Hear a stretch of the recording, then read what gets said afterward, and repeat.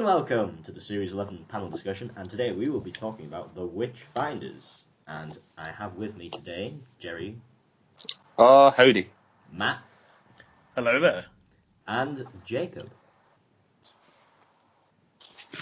Hello. For a second I thought he'd left the call. Dramatic pause. I dig it. The witches, they have got him. I think that might just be my Wi-Fi screwing up. Yeah, no, he got dunked. Alright, so today we're going to be talking about The Witchfinders, and there's a bit of an Where are they? What? They never found them. That's true, actually. They did never find them. That was the point of the story. It turned out it was fucking mud. Yeah, it turns out it was one of the most generic Doctor Who aliens ever, but we'll talk about that. It was fucking Groot from Guardians of the Galaxy, that's it. Fucking was. So, what did you all think of Jodie Whittaker in this episode, starting with Jerry? Nothing really exceptional, I'd say. Just another solid performance, I guess, from her. Not really anything remarkable, but yeah, she's not as shit as what I thought it was going to be, but she's keeping with her. She's let down a bit by the writing, I feel. She still doesn't really have much character to her, other than just being the definitely. Doctor. I don't want to keep using that as an excuse to fall back on, because I still think one part is, the writing is quite samey, but at the same time it feels like she's doing a fucking David Tennant impression half the time, and it's like, you can just be yourself, as opposed to trying to please the hundreds of normie cunts who are like, Although Whittaker hasn't actually seen any Doctor Who, so Is she not? No, so she isn't doing a David Tennant impression intentionally. If she is, she could be, because I think of how iconic Tennant is now in the public eye. Well, I think maybe Chibnall encouraged that, because he's playing it very, very safe this series. The only risk they've taken is making the Doctor female, and even then, once you get over it, it's really nothing drastic at all. Yeah. Which has been a bit disappointing for me, because I was hoping we'd finally get a different Doctor, but from what I've seen, we're just getting more of the same, but a bit less pretentious, which is an improvement, I suppose, but it's not exactly getting me excited. Yeah. Well, they ticked off their quota for let's all remember that she's a woman now references. Well, yeah, they've only done it once this series, though, so not bad. It's a step down from, remember Bill's gay. bit of a step down. Bring back cyber rights. Legalized cyber lesbianism. What was it in this episode? Like, I could just get on with this if I was still a bloke. It's like, okay. Or like, I wouldn't be accused as a witch if I was a bloke, which is bull. Yeah, that's not true. They accused men of being witches back then as well. Maybe it didn't happen as often. Eighth Doctor was accused of being a witch. Yeah, in the Witch Hunters, actually. Which is a book. 8 in Witch from the Well. And also in a book called The Witch Hunters, William Hartnell's Doctor is accused of being a witch. Oh, yeah.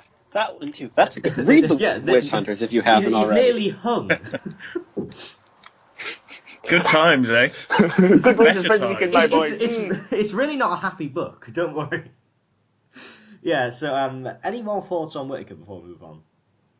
Yeah, just similar vein to Jerry. She's consistently fine, but it's nothing that sets her apart. apart. Tennant, in my opinion. I agree, but at least Tennant had so at least David Tennant's Doctor had some substance to him. I may not have liked the substance, but at least they were trying something, I think the only scene is her scene with King George when she's tied up. That's a really kinky. solid scene. Bondage. And there's a. Of course you like that scene, Jacob. Filthy boy. Well, I was raised Catholic. Fuck's sake. Don't let King James catch up with you. He likes burning Catholics. Scourge of Catholicism across the land. That was pretty good. Oh, thank you. Well, I mean, he was a Scotsman, King James. That was fantastic. Yeah, he was very good at this. Yeah, well, we'll get onto that in a moment. So, yeah, is that it on Jodie Whittaker? Yeah, pretty much. Yeah. Alright, so the next thing we're going to talk about is the companions. Again, I don't think there's much new to say here, but if you have anything to say, I'd like to hear it, starting with Matt. Yeah, not much development in this episode. I like all three of them, but they don't get real like much to do they? Well, I mean, sometimes I find they get quite a bit to do, like Kablam, but you say you like all three of them, whereas pretty much everybody I've had on here has taken umbrage with Yaz for having a pretty bad lack of personality. Oh, she's fine. I mean, I don't have anything against her. I don't love her. I'd say my favourite's probably Graham. Well, just because he's fucking the man. Well, I just no, I just don't think they've made any attempt to characterize Yaz. When they've had episodes which are meant to focus on Yaz, they've just focused on her family. Yeah, like developing somebody else who's related to her doesn't give her character, and she's still lacking it. But I'm just repeating myself at this point. So they're trying to do the Jackie Tyler formula. There's a strange man in my bedroom. Jacob, do you have anything to say on the companion? I thought Yaz had some nice moments in this episode. I want Graham to wear that hat all the time. Bradley Walsh. That's fucking which one? Yeah, then the chase is really on. Fuck's sake. And I think Ryan might be the one who suffered the most, at least in this episode. He didn't seem to have much to do at all. Because he had homosexual come-ons from King James. Oh, my Nubian prince. Fuck's sake. Yeah, so is that on the companion? But isn't like that? That's the only thing he did this episode. Yeah, he can be King James's little bit of rough. Oh man, fantastic. Yeah, well, that's basically the role that other companions have played in previous stories. Basically, just be the object of side characters' desires. Man, he's been objectified by two. So basically, he's in the Vicky role. Then King James. Fantastic. How dare you? He's in the Vicky role. Vicky is the best from the companion. Plotters. No. Be in the Plotters. Oh, well, yes, I've read the Plotters. I have read the Plotters.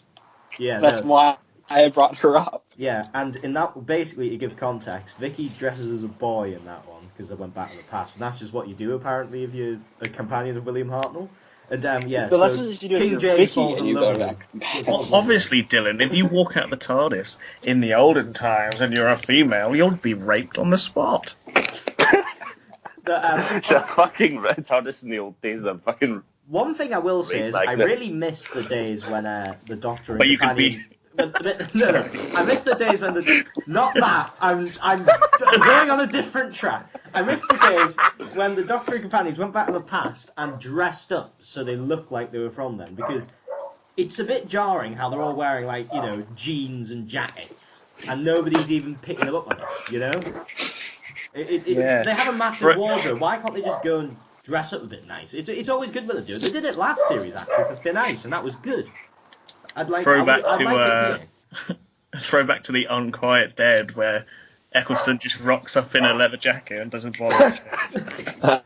It's 50s, it's timeless, it's classic. Alright, so we're going to move on to characters now, and I think we all know the character we're going to be talking about the most, because he was basically the best thing about the episode by the far. Mud Woman. King James. Is this the sequel to the James Blake? Gay. Did you plan having Jerry on for this one? Yeah, because he did a James Blake chant off air on the discussion he was on, which was Rose, and now he's doing the King James chant apparently. Yeah, so what did you think of the characters starting with Jacob? I think they were probably the best part about this. I think, of course, James the First stole the show because it's Alan Cumming, and it's impossible. Whenever Alan Cumming's in anything, it's impossible not to, make him the star of the show. But I also think the lady who was accusing everybody was also a fun, campy, over the top part, and a fun over the top villain that we kind of needed to sort of offset the blandness that was the actual aliens. It was a pretty mediocre script. So what they did is they just hammed it up a bit, and that actually made it interesting. More or less. The human villains were way better than the what they turned out to be. Yeah, it's yet another example. This is the third time where a historical in the Whittaker era should have just been a pure historical, and it would have been better. There was at least there was more. Is that just you and your bias about pure historicals? No. Well, I mean, this less so than the other two, where the aliens are more or less incidental to the plot. I quite like pseudo historicals though. There's something quite so do I, but fundamentally Doctor Who about. So do I, but I just feel there's not much focus on the aliens in these ones. Maybe this one less so, because there is some focus here, but they are very generic. Yeah. And I just feel the human characters are actually quite good in this one. So if they just focused on them more and said, hang the aliens, let's just have a story about, people getting killed unnecessarily. It might have, might have been a more interesting one than just, it's the weird... What were they even called? They even had a generic name. I don't know, like the Corvax. Yeah, it's like it was the Morax or something. It's just like, what a generic name. It was sitting there thinking... And they could have been really interesting if if what they did is that when the reveal of the aliens was the cliffhanger and this was part 1 of part of 2, because the conclusion was. They should have just gone fucking all out on this and put it in fucking Salem and burn a companion. No, I mean, they should have set didn't burn Yaz on fire. Yeah, just to clear it up, I don't have a problem with pseudo-historicals, and there's some pseudo-historicals I love. I just feel that some of these historicals this era should have just been pure historicals, because they would have just been able to do more and work better. Maybe not so much this one, but definitely the last two, and to an extent this one as well, because I just don't feel that Aliens really added much to this. Discount pyrophiles. I didn't even think about that. Actually, I think there's Mud Monsters. The Doctor who's done Mud Monsters in like an 8th Doctor book, which I haven't read. You're in Pompeii and it's volcano games. Classic. Yeah, but James the First, as played by Alan Cumming, is definitely the best part. Where is he coming? Make him a companion? In my mouth. You.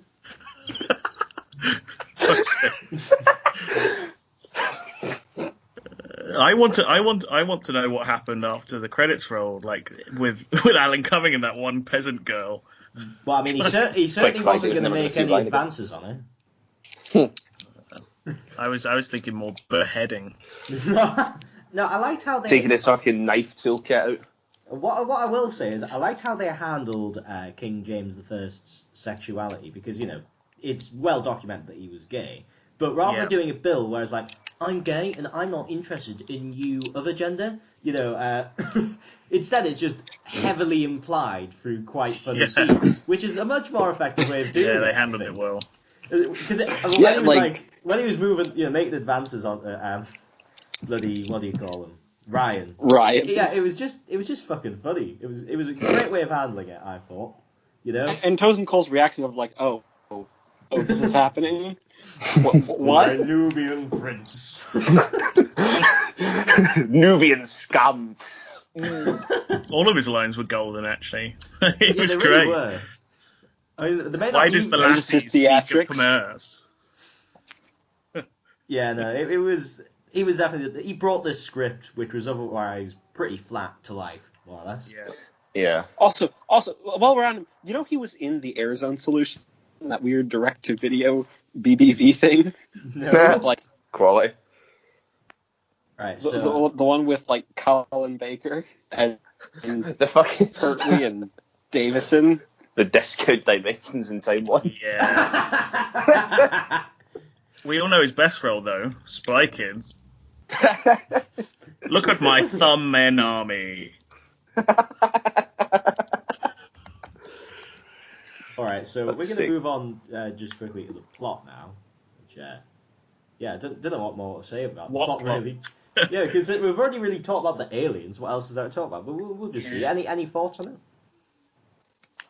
It's basically... my problems with it are the same problems with the Power of Three. Like, it's doing pretty decently. And then it's like, we're over. Sonic away. The solution is done. Yeah.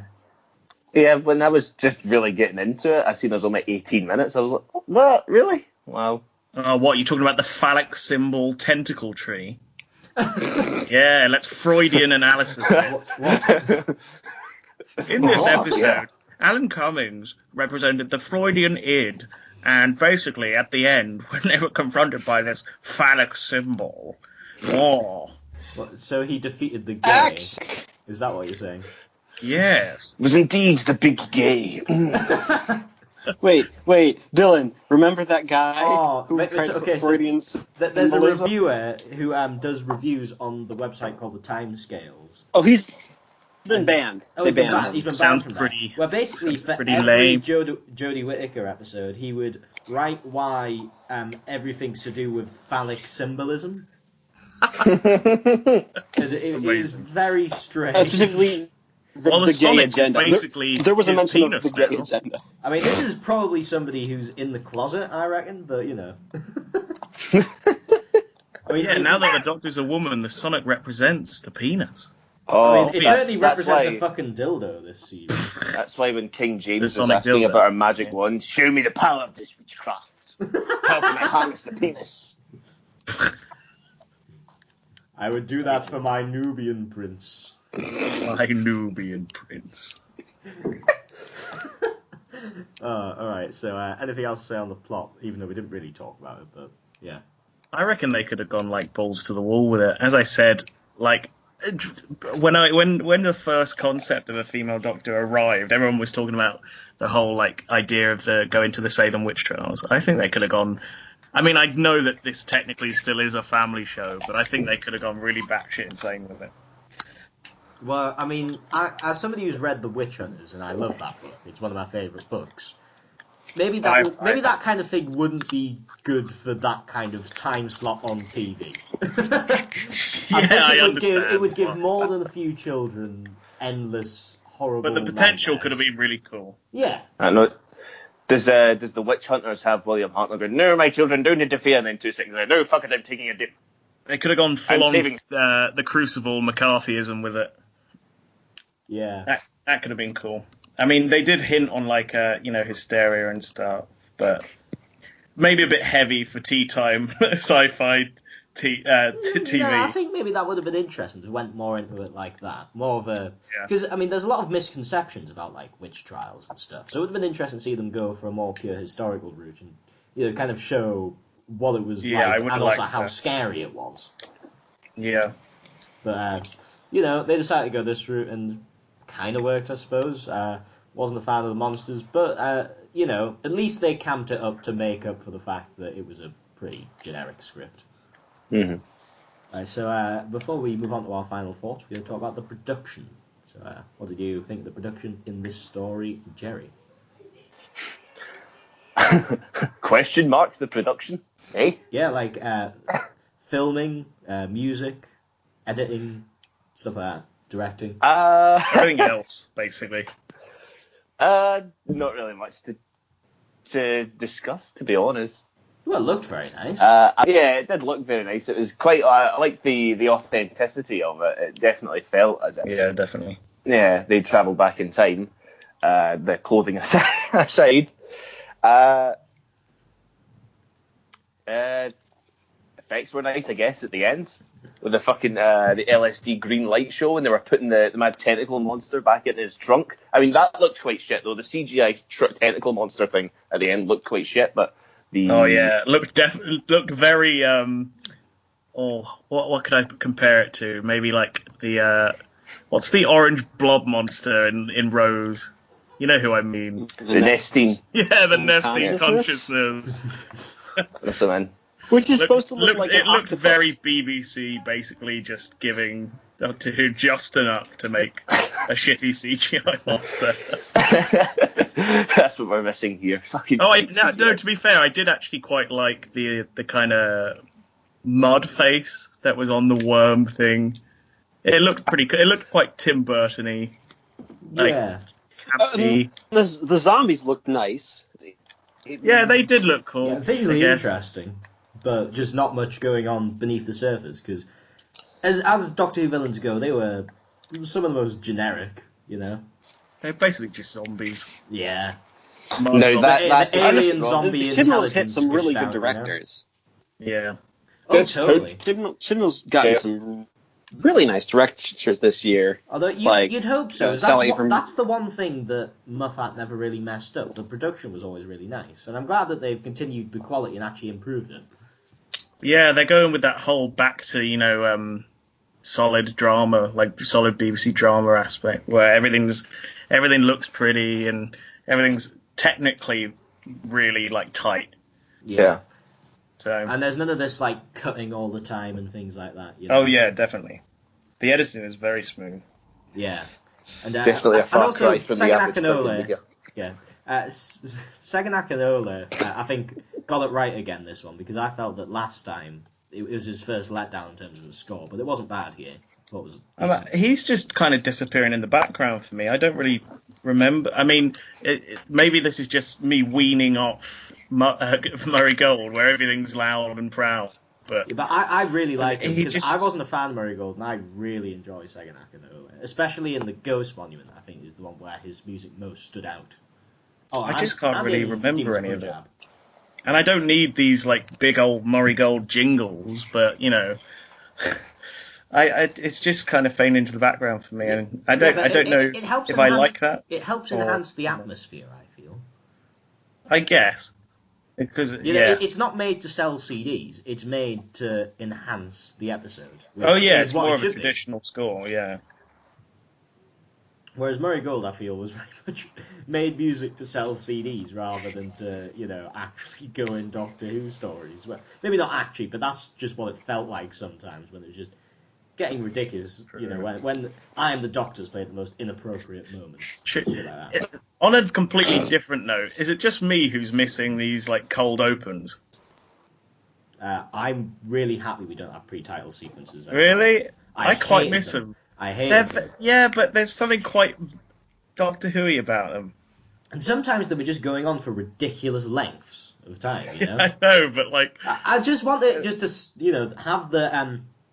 So it's good, because that means that every episode they no longer have to have a dramatic moment right at the beginning. Yeah, now they can actually...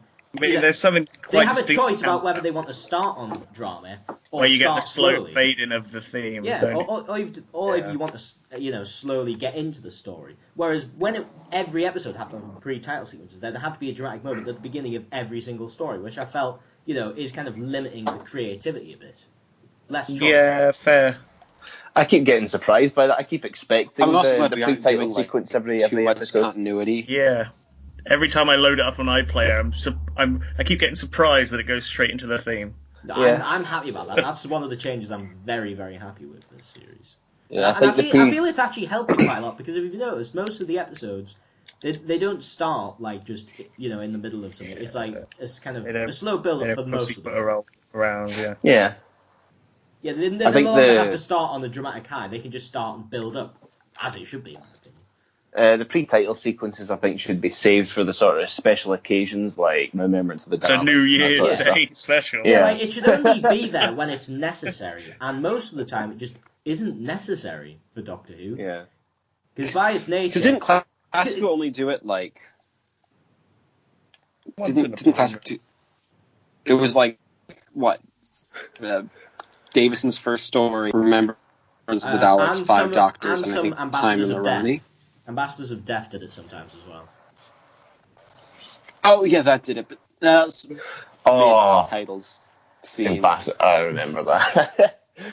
What is the capital of Australia? Blackburn. Yeah, so... Jay, what are you? That is an amazing scene.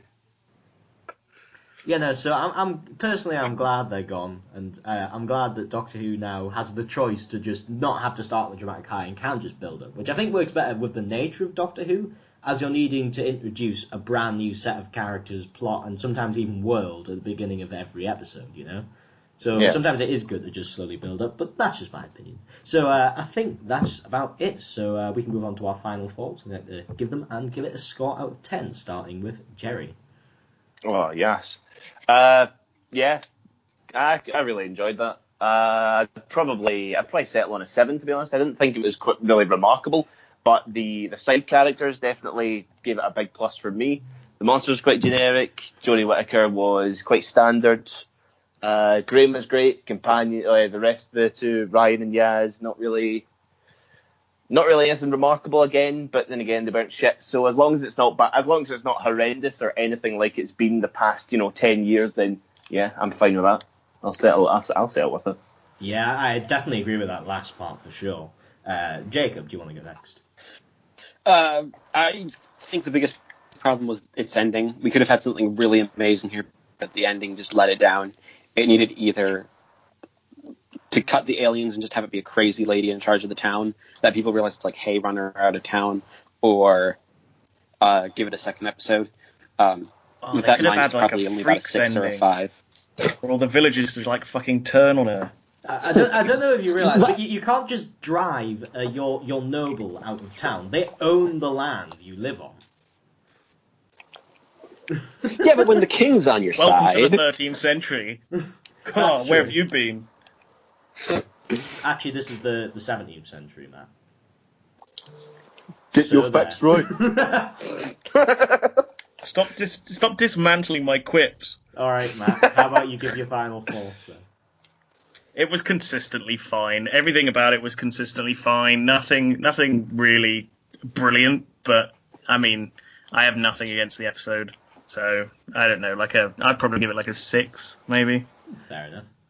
I mean, for me, the plot, pure 5 out of 10, but that's just the plot alone. Because it was a very, very, very standard and not very interesting. However, the characters were written quite well, and they were brought to life by some really good acting, which for me makes it entertaining enough to say, yeah, 7 out of 10, Because I got a lot of enjoyment out of it because of that. It may not be the best thing or most interesting thing out there, but you'll enjoy watching it purely because of strong characters and strong acting, which, sometimes that's just about enough to push it into the territory of being just good, nothing bad. They could have done something more interesting with this, but, there's nothing stopping them from doing it again in the future, as witch trials happened everywhere in the world, so I'm sure they can find somewhere else to set it. Yeah, so that's... So are you ready for the King James Big Finish box set? Oh, yeah. This bloody right, I wouldn't be surprised. Oh, man. I can't wait to watch some unboxings of that CD. Oh, fuck yeah.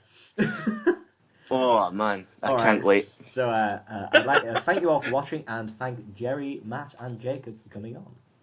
King James. King James. Nah. You're very welcome, Dylan. Yeah, no, it's a pleasure having you all on, and I shall see you back next time for the episode of which I have forgotten the name of. Mwah. Oh, but you said witch. It must be another witch It episode, takes you yeah? away. That's the one. Yeah, it's the one with a stupid title. All right. Which one's that? The next two both have stupid. It takes you away. Yeah. Which one's that? Is it like the penultimate? Yeah, the penultimate Yeah. one. Yeah, all right. So see you all later. Bye. Hurrah. See you later.